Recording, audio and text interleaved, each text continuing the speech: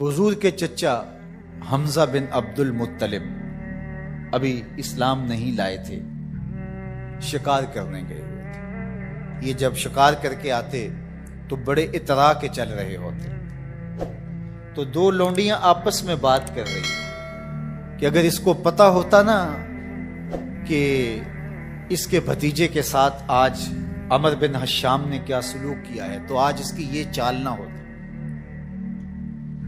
تو حمزہ بن عبد المطلب کے کان میں یہ بات پڑ گئی، اللہ اکبر، رک گئے۔ وہ جو فاخرانہ چال تھی تبدیل ہو گئی۔ تجسس سے پوچھتے ہیں کیا ہوا، انہوں نے ساری کہانی سنائی، بس غصے میں آ گئے۔ کمان ہاتھ میں پکڑی تھی، اسی طرح سیدھا سین حرم میں پہنچے۔ صنادید قریش نشستیں جمائے بیٹھے تھے، ابو جہل بھی اپنے چیلے چانٹوں کے ساتھ ایک نشست پہ براجمان تھا۔ کمان کو زور سے اس کے سر پہ مارا اور کہا کیا تو نے محمد کو لاوارث سمجھ لیا صلی اللہ علیہ وسلم۔ خیر ابو جہل کا سر پھٹ گیا، اس کے چیلے چانٹے اٹھے، لیکن بڑا کائیں شخص تھا ابو جہل۔ اس نے کہا کہ یہ اس وقت تو تنہا ہے، لیکن اگر سلسلہ چھڑ گیا تو بنو ہاشم بھی آ جائیں گے، اور میں نے بہت سری زیادتی کی ہے۔ اس نے کہا بس بس بس چھوڑ دو، مجھ سے کچھ ہو گیا تھا۔ اب حضرت امیر حمزہ حضور کو تلاش کرنے لگے، اور حضور سین حرم میں سر جھکائے سجدہ ریز تھے، اور یہ جا کے پاس کھڑے ہو گئے، یا ابن اخی، اے میرے بھائی کے بیٹے۔ حضور نے سر نہیں اٹھایا۔ پھر انہوں نے کہا یا ابن اخی، اے میرے بھائی کے بیٹے۔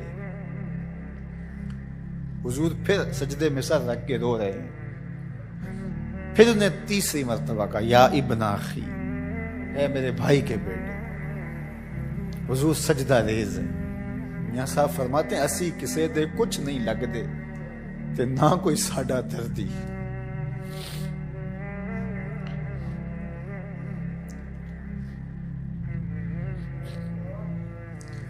خیر حضور نے سر انور اٹھایا تو کہا بھتیجے تو خوش ہو جا، میں تیرا بدلہ لے آیا ہوں۔ حضور نے بڑی بے نیازی سے کہا کہ چچا مجھے کوئی خوشی نہیں ہوئی۔ کہا میں اتنے بڑے سورما کا سر پھاڑ آیا ہوں۔ کہا مجھے کوئی خوشی نہیں، وقت یاوری کر رہا تھا۔ دوسرا جملہ کہا تم کیسے خوش ہو گئے؟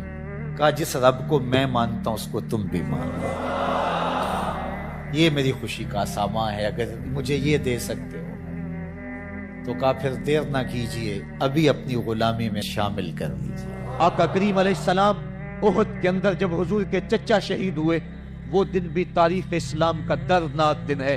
آقا کے سر پہ پٹی بندھی ہوئی تھی، آنکھوں میں آنسو تھے، اور بار بار پوچھتے تھے ما فعل امی، میرے چچا کی بات سناؤ۔ حضور علیہ السلام سے حرم کی جانب جا رہے ہیں۔ کوہ صفا کے قریب عبداللہ ابن جدعان کا گھر ہے۔ قریب سے گزرے تو آگے سے ابو جہل آ رہا ہے۔ حضور علیہ السلام کو جب اس نے دیکھا تو بدتمیزی شروع کر، وہ الجھتا چلا جا رہا، حتیٰ کہ اس نے ایک نوکیلا پتھر پکڑ کے حضور کو زخمی کر، اور آقا کے نازک بدن سے خون بہنے لگا۔ حکم جہاد نہیں آیا، اللہ کی مشیت ہے۔ حضور علیہ السلام وہاں سے سین حرم میں پہنچے، آب زمزم سے اپنے زخم دھوئے، اور اللہ کے حضور سجدہ ریز ہو گئے۔ مالک تیرے رنگ، یاری تیری سونا پر ازمیشاں تیریاں اگ، سونا پرکھیا جامدہ ہے نال اگاں دے لگ۔ حضور کے چچا حمزہ بن عبد المطلب ابھی اسلام نہیں لائے تھے، شکار کرنے گئے۔ یہ جب شکار کر کے آتے تو بڑے اطراء کے چل رہے ہوتے، تو دو لونڈیاں آپس میں بات کر رہی کہ اگر اس کو پتا ہوتا نا کہ اس کے بھتیجے کے ساتھ آج عمر بن حشام نے کیا سلوک کیا ہے تو آج اس کی یہ چال نہ ہو۔ تو حمزہ بن عبد المطلب کے کان میں یہ بات پڑ گئی. اللہ اکبر. رک گئے. وہ جو فاخرانہ چال تھی تبدیل ہو گئی. تجسس سے پوچھتے ہیں کیا ہوا؟ انہوں نے ساری کہانی سنائی. بس غصے میں آ گئی. کمان ہاتھ میں پکڑی تھی، اسی طرح سیدھا سین حرم میں پہنچے. صنادید قریش نشستیں جمائے بیٹھے تھے. ابو جہل بھی اپنے چیلے چاٹوں کے ساتھ ایک نشست پہ براجمان تھا. کمان کو زور سے اس کے سر پہ مارا اور کہا کیا تو نے محمد کو لاوارث سمجھ لیا صلی اللہ علیہ وسلم. خیر ابو جہل کا سر پھٹ گیا. اس کے چیلے چانٹے اٹھے، لیکن بڑا کائیں شخص تھا ابو جہل. اس نے کہا کہ یہ اس وقت تو تنہا ہے، لیکن اگر سلسلہ چھڑ گیا تو بنو ہاشم بھی آ جائیں گے، اور میں نے بہت سری زیادتی کی ہے. اس نے کہا بس بس بس چھوڑ دو، مجھ سے کچھ ہو گیا تھا. اب حضرت امیر حمزہ حضور کو تلاش کرنے لگے، اور حضور سین حرم میں سر جھکائے سجدہ ریز تھے، اور یہ جا کے پاس کھڑے ہو گئے. یا ابن اخی، اے میرے بھائی کے بیٹے. حضور نے سر نہیں اٹھایا. پھر انہوں نے کہا یا ابن اخی، اے میرے بھائی کے بیٹے. حضور پھر سجدے میں سر رکھ کے رو رہے ہیں. پھر انہوں نے تیسری مرتبہ کہا یا ابن اخی، اے میرے بھائی کے بیٹے. حضور سجدہ ریز ہے. میاں صاحب فرماتے ہیں اسی کسے دے کچھ نہیں لگ دے تے نہ کوئی ساڈا دھرتی. خیر حضور نے سر انور اٹھایا تو کہا بھتیجے تو خوش ہو جا، میں تیرا بدلہ لے آیا. حضور نے بڑی بے نیازی سے کہا کہ چچا مجھے کوئی خوشی نہیں ہوئی. کہا میں اتنے بڑے سورما کا سر پھاڑا ہوں. کہا مجھے کوئی خوشی نہیں. وقت یاوری کر رہا تھا. دوسرا جملہ کہا تم کیسے خوش ہو گئے؟ کہا جس رب کو میں مانتا ہوں اس کو تم بھی مان. یہ میری خوشی کا سامان ہے، اگر مجھے یہ دے سکتے تو کہا پھر دیر نہ کیجئے، ابھی اپنی غلامی میں شامل کر لی. یہ ہوتی ہے اپنے مشن کے ساتھ وابستگی. ہم اپنے چھوٹے چھوٹے سطحی مفادات کی وجہ سے کتنے بڑے دینی نقصان کر دیتے ہیں، اور ہم جان رہے ہوتے ہیں کہ میری اس ذات سے یہ نقصان ہو رہا ہے، لیکن ہمارا نفس اتنا بڑا ہوتا ہے. لیکن یہاں مشن کے ساتھ وابستگی دیکھیے. وہ کہتے ہیں کہ بھتیجے بتاؤ تم کیسے راضی ہوتے ہو؟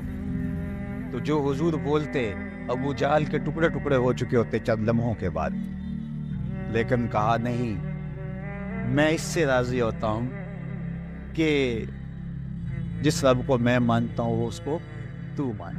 آقا کریم علیہ السلام احد کے اندر جب حضور کے چچا شہید ہوئے، وہ دن بھی تاریخ اسلام کا دردناک دن ہے. آقا کے سر پہ پٹی بندھی ہوئی تھی، آنکھوں میں آنسو تھے، اور بار بار پوچھتے تھے ما فعل امی، میرے چچا کی بات سناؤ. جب بتایا گیا حضور حضرت حمزہ شہید ہو گئے ہیں، تو آقا کریم ان کی لاش پہ گئے، دیکھا کہ ان کا پیٹ چاک ہے، ان کی ناک کاٹ دی گئی ہے، ان کی زبان کاٹ دی گئی ہے، ان کا دل نکال لیا گیا ہے، ان کی آنکھوں میں نیزے چبھوئے گئے ہیں، اور ان کے کان کاٹ لیے گئے ہیں. آقا کریم کی آنکھوں میں اشک تھے، اور آقا کریم ما فعل امی، میرے چچا کا کیا ہوا؟ آقا کریم اپنی زبان پہ یہ لفظ لا رہے تھے. اور پھر جب حضرت صفیہ آئیں اور ان کے پاس 2 کفن کے ٹکڑے تھے، 2 کفن کے کپڑے تھے، جب حضرت امیر حمزہ کو کفن دیا جانے لگا، کہا 7 انصاری کی لاش پڑی ہوئی ہے، کہا انہیں بھی کفن دو. میرا حمزہ 2 کپڑوں میں، اور اسے 1 کپڑا بھی نصیب نہ ہو. محمد عدل کرنے آیا ہے، انصاف کرنے آیا ہے. اب جب کپڑے پھیلائے گئے تو 1 کپڑا لمبا تھا، 1 کپڑا چھوٹا تھا. عرض کی حضور یہ جو بڑا کپڑا ہے یہ امیر حمزہ رضی اللہ تعالیٰ عنہ کو دے دیں، اور چھوٹا انصاری کو دے دیں. کہا نہیں، میں انصاف کرنے آیا ہوں، قرعہ ڈال لو کس کے حصے میں کون سا کپڑا آتا ہے. اور جب قرعہ ڈالا گیا تو چھوٹا کپڑا حضرت امیر حمزہ کے حصے میں آیا، اور بڑے کپڑے میں اس انصاری صحابی کو کفن دیا گیا. اب وہ کپڑا جب حضرت امیر حمزہ کا سر ڈھانپتے تھے تو پاؤں ننگے ہو جاتے، پاؤں ڈھانپتے تو سر ننگا ہو جاتا۔ آقا کریم فرمایا کپڑا سر کی طرف کر دو اور ازخر گھاس لے کر پاؤں کی طرف ڈال دو۔ اللہ کے محبوب علیہ السلام اس دن اتنے غم زدہ تھے کہ جب دوبارہ مدینے پہنچے تو حضور کو پکڑ کر خچر سے سواری سے اٹھا کر حضور کو جو ہے وہ نیچے رکھا گیا۔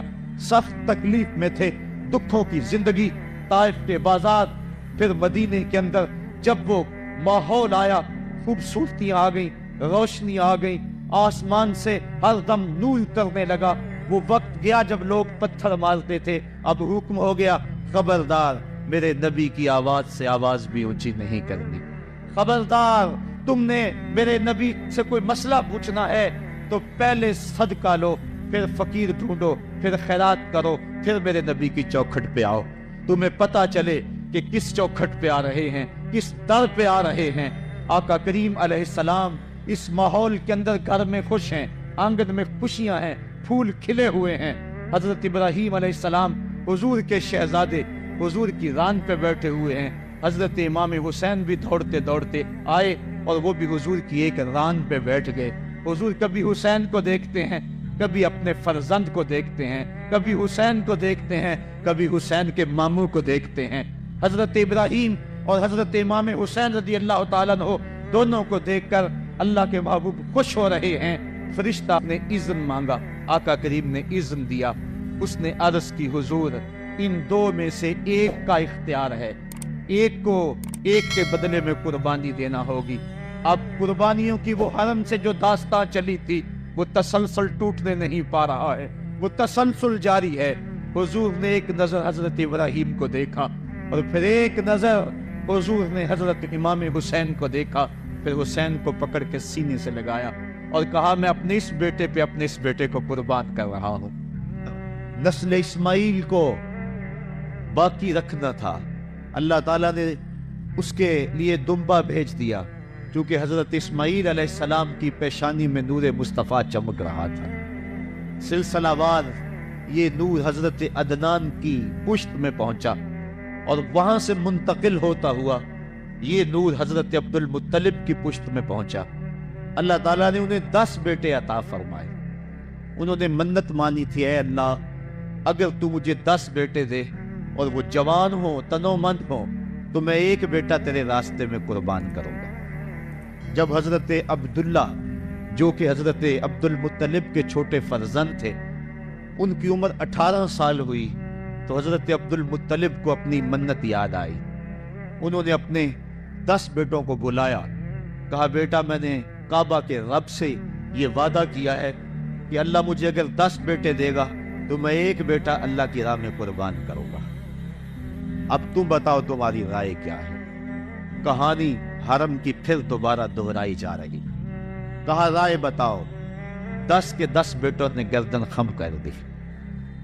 کہا ایک بیٹے کو ذبح کرنا ہے، کہا جس کو چاہو۔ کہا نہیں میں قرعہ ڈالتا۔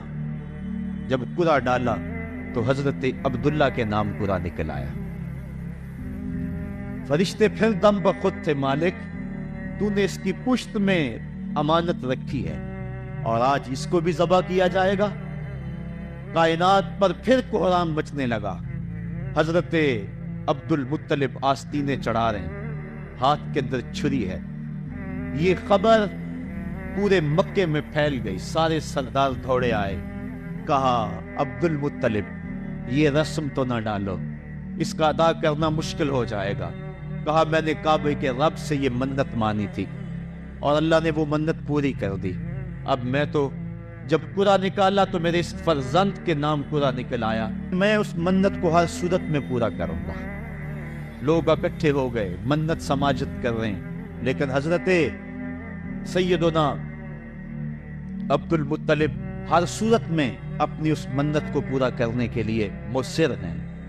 پھر کہا کہ حجاز کی حرافہ اس کے پاس چلتے ہیں اور جا کے اس کے سامنے یہ مسئلہ رکھتے ہیں۔ بعض نے لکھا کہ حجر کی کہنا کے پاس جاتے ہیں۔ با اختلاف روایات وہ حجاز کی حرافہ کے پاس پہنچے۔ جب اس کا پتہ کیا تو وہ خیبر میں تھی، تو اس کے پاس سارے سردار اکٹھے ہو کے گئے کہ اس طرح ہمارے سردار نے منت مانی تھی تو اب وہ بیٹے کو ذبح کرنے کے لیے تیار ہے، تو تم بتاؤ کس کے بارے میں ہمیں کیا کرنا چاہیے؟ اس نے کہا کل آنا، میرا تابعی آئے گا تو میں اسے پوچھوں گی، جو مجھے کہے گا میں تمہیں بتا دوں گی۔ اگلے دن یہ سردار پھر اس حرافہ کے پاس پہنچے۔ اس نے کہا کہ میرا تابعی آیا تھا، پہلے تم یہ بتاؤ کہ تمہارے ہاں کسی شخص کی دیت کتنی ہے؟ جو شخص مقتول ہو اس کی دیت قاتل کتنی دیتا ہے؟ انہوں نے کہا 10 اونٹ۔ کہا جاؤ پھر ایک طرف 10 اونٹ رکھو اور ایک طرف عبداللہ کا نام رکھو اور قرعہ ڈالو، اگر 10 اونٹوں کی طرف قرعہ نکل آیا تو 10 اونٹ ذبح کر دینا، اور اگر عبداللہ کی طرف نام نکل آیا پھر دوبارہ 10 اونٹ ادھر اور رکھنا، 20 رکھنا، اور اس طرح اونٹ 10 بڑھاتے جانا۔ جب قرعہ عبداللہ کے نام سے ہٹ کر اونٹوں کی طرف نکلا تو پھر اتنے اونٹ ذبح کر دینا۔ میرے تابعی نے یہی حل بتایا۔ کہا ٹھیک۔ آئے اور آ کے ساری بات سنائی۔ 10 اونٹ ایک سمت رکھے گئے اور حضرت عبداللہ کا نام ایک سمت رکھا گیا۔ جب قرعہ نکالا تو حضرت عبداللہ کے نام نکلا۔ پھر 20 اونٹ رکھے گئے، پھر قرعہ نکالا تو حضرت عبداللہ کے نام نکلا۔ پھر 30 اونٹ رکھے گئے، قرعہ حضرت عبداللہ کے نام نکل رہا۔ 40 اونٹ رکھے گئے، 50 رکھے گئے، 60، 70، یہاں تک کہ 100 اونٹ رکھے گئے۔ 100 اونٹ جب ادھر ہو گئے، اب قرعہ نکالا تو اونٹوں کے نام نکل آیا۔ سارے خوش ہو گئے کہ اب قرعہ اونٹوں کے نام نکل آیا، عبداللہ کی جان بچ گئی۔ لیکن حضرت عبد المطلب فرمانے لگے کہ میں ایسا نہیں کروں گا۔ کہا کیا کرو گے؟ کہا 1 مرتبہ نکلا ہے، 3 مرتبہ قرعہ ڈالو، اگر تینوں مرتبہ عبداللہ کے نام کی بجائے اونٹوں کے نام نکلا تو پھر میں سمجھوں گا کہ اللہ کی طرف سے یہی مرضی ہے، ورنہ میں اپنے بیٹے کی گردن پہ چھری رکھ دوں گا۔ اللہ اکبر! مکے کے اندر سردار بھی دعائیں مانگ رہے ہیں۔ اللہ اکبر! ام ایمن بھی دعا مانگ رہی ہے، مکے کے پربت دعائیں مانگ رہے ہیں، کائنات کا ذرہ ذرہ دعائیں مانگ رہے ہیں۔ قرعہ جب ڈالا گیا تو دوسری مرتبہ بھی قرعہ اونٹوں کے نام نکلا۔ اب تیسری مرتبہ جب قرعہ ڈالا گیا تو ہر ایک کا دل دھڑک رہا ہے۔ حضرت عبد المطلب تیار ہیں، کہا اگر تیسری مرتبہ بھی قرعہ اونٹوں کے نام نہ نکلا تو میں اپنے بیٹے کی گردن پہ چھری پھیروں گا، کیونکہ میں نے کعبے کے رب سے منت مانی ہوئی ہے۔ جب تیسری مرتبہ قرعہ ڈالا گیا تو وہ بھی اونٹوں کے نام نکلا۔ 100 اونٹ ذبح کر دیے گئے۔ حضرت عبداللہ جو کہ حضور کی امانت کے امانت دار تھے، ان کی زندگی محفوظ ہوئی۔ حضور علیہ السلام فرمایا کرتے تھے آنا ابن الذبیحین، لوگوں میں 2 ذبیحوں کا بیٹا ہوں، ایک ذبیح اسماعیل علیہ السلام ہے اور ایک ذبیح میرے والد حضرت عبداللہ رضی اللہ تعالیٰ عنہ۔ جلدی سے حضرت عبداللہ کی شادی کی گئی۔ حضرت آمنہ سلام اللہ علیہا آپ سے نکاح ہوا، شادی کو بھی چند ماہ ہی گزرے تھے کہ حضرت عبداللہ رضی اللہ تعالیٰ عنہ شام کی طرف تجارت کی غرض سے گئے۔ واپس جب مدینہ طیبہ پہنچے تو ان کی طبیعت خراب ہو گئی، تو وہ چند لمحے چند دن وہاں رک گئے۔ قافلہ بھی رکا لیکن طبیعت سنبھل نہیں رہی تھی، قافلے والے انہیں وہاں چھوڑ آئے اور واپس آ گئے۔ کچھ دنوں کے بعد خبر پہنچی کہ حضرت عبداللہ رضی اللہ تعالیٰ عنہ کا مدینے میں انتقال ہو گیا۔ حضور علیہ السلام شکم مادر میں، فرشتوں نے کہا مالک تیرے نبی تو شکم مادر میں یتیم ہو گیا۔ اے اللہ تیرا نبی تو شکم مادر میں یتیم ہو گیا۔ آواز آئی آنا حافظ ہو و آنا ناصر ہو و آنا کافل ہو، تم کیوں پریشان ہوتے ہو؟ میں اس کی حفاظت بھی کروں گا، اس کی مدد بھی کروں گا، اس کی کفالت بھی کروں گا۔ حضرت عمر رضی اللہ تعالی عنہ کا زمانہ ہے، جب یروشلم فتح ہوا، حضرت ابو عبیدہ بن جراح رضی اللہ تعالی عنہ حضرت عمر کو دعوت دیتے ہیں کہ آپ مدینے سے چلیں اور یروشلم میں پہنچیں۔ حضرت عمر مدینے سے چلتے ہیں، کتنا بڑا قافلہ لے کر کے، کتنا پروٹوکول ہے۔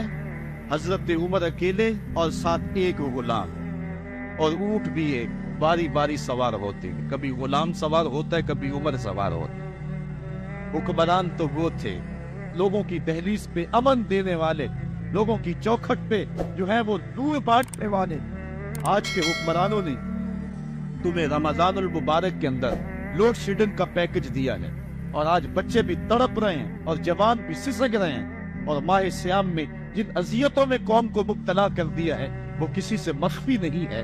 اور تمہیں میں حضرت عمر کی کہانی سناؤں۔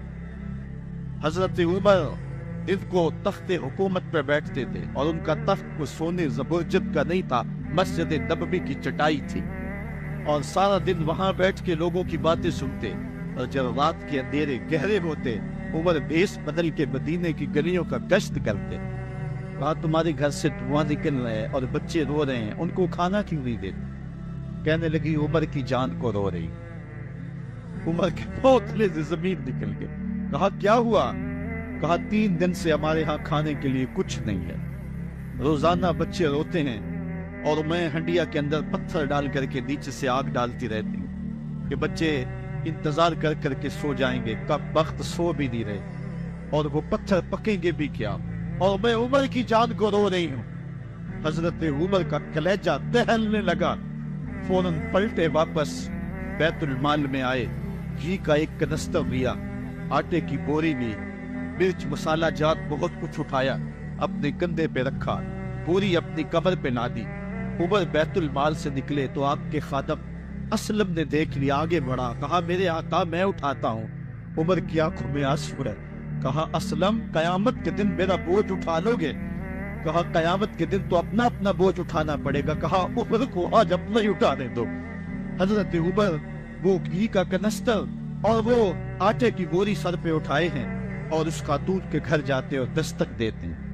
وہ جب دیکھتے ہیں اس کی جان میں جان آ جاتی ہے۔ کہا جلدی جلدی آٹا گوندو، اور عمر سبزی کاٹنے لگ جاتے ہیں۔ حضرت عمر رضی اللہ تعالی عنہ سبزی تیار کر دیتے، ادھر آٹا گد جاتا ہے، اور پھر اوپر چولہا رکھا جاتا ہے، چولہے کے اندر آگ رکھی جاتی ہے، وہ کھانا پکانے لگتی ہے، آگ بجھتی ہے۔ تاریخ نے لکھا ہے آگ بجھنے لگتی ہے، عمر جھک کر کے پھونکے مارتا ہے،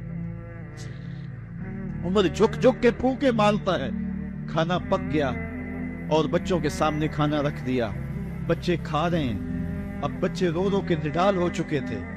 حضرت عمر اپنے ہاتھوں کو اور اپنے گھٹنوں کو اور اپنے پاؤں کو زمین پہ لگا کے، جس طرح بکری کا بچہ چلتا ہے، ویڑے کے اندر کبھی ادھر چلتے ہیں کبھی ادھر چلتے ہیں، تاکہ بچے مجھے دیکھ کے خوش ہو، اور دل میں کہتے ہیں عمر جتنا رلایا ہے اب اتنا ہنسانا بھی پڑے گا۔ تو کبھی عمر امیر المومنین، یہ میں کسی آج کے جو ہے وہ لوگوں کے ووٹوں پہ منتخب ہونے والے حکمران کی کہانی نہیں سنا رہا، میں اس عمر کی کہانی سنا رہا ہوں جو 23 لاکھ مربع میل کا حکمران ہے، آدھی دنیا کا بادشاہ ہے۔ حضرت عمر جو ہے جس طرح بکری کا بچہ چلتا ہے، اس طرح اپنے ہاتھ اور اپنے گھٹنے زمین پہ ٹیک کر کے جو ہے وہ اس طرح چلتے ہیں۔ بچے عمر کو دیکھ کے مسکراتے ہیں۔ جب بچے مسکرانے لگے تو حضرت عمر نے اس خاتون سے کہا بڑھیا عمر کو معاف کر دے۔ اس نے کہا تو اتنی ہمدردی کیوں کرتا ہے؟ کہا عمر بیچارہ بڑا پھنسا ہوا ہے، فکر ہے اس کو یرموک و فسطاط و حلوان کی، جب فتح ہے مصر تو تیاری ہے ایران کی، آتے جاتے وفد سے ملاقات بھی کرتا ہوگا، آتے جاتے وفد سے ملاقات بھی کرتا ہوگا، اور شب کو معلوم حالات بھی کرتا ہوگا، کانٹوں میں الجھی ہوئی بیچارے کی جان ہے، نیند اس کو بھی آتی ہے، آخر وہ انسان ہے، میری بہن عمر کو معاف کر دے۔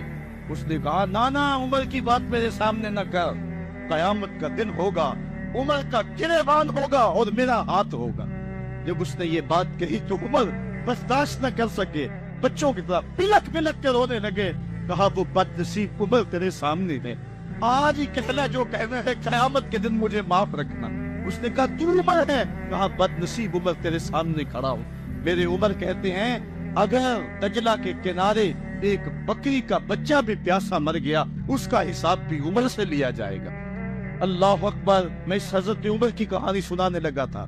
حضرت عمر نکلے یروشلم میں، ایک اونٹ ہے، ایک غلام ہے، کبھی وہ سوار ہوتا ہے، کبھی آپ باری مقرر کی ہے۔ جب قریب پہنچے یروشلم کے تو عمر کی باری نکیل پکڑ دی اور غلام کی باری اوپر سوار ہونے کی۔ غلام نے کہا آقا میں مرضی سے اپنی باری چھوڑتا ہوں، آپ آ جائیں۔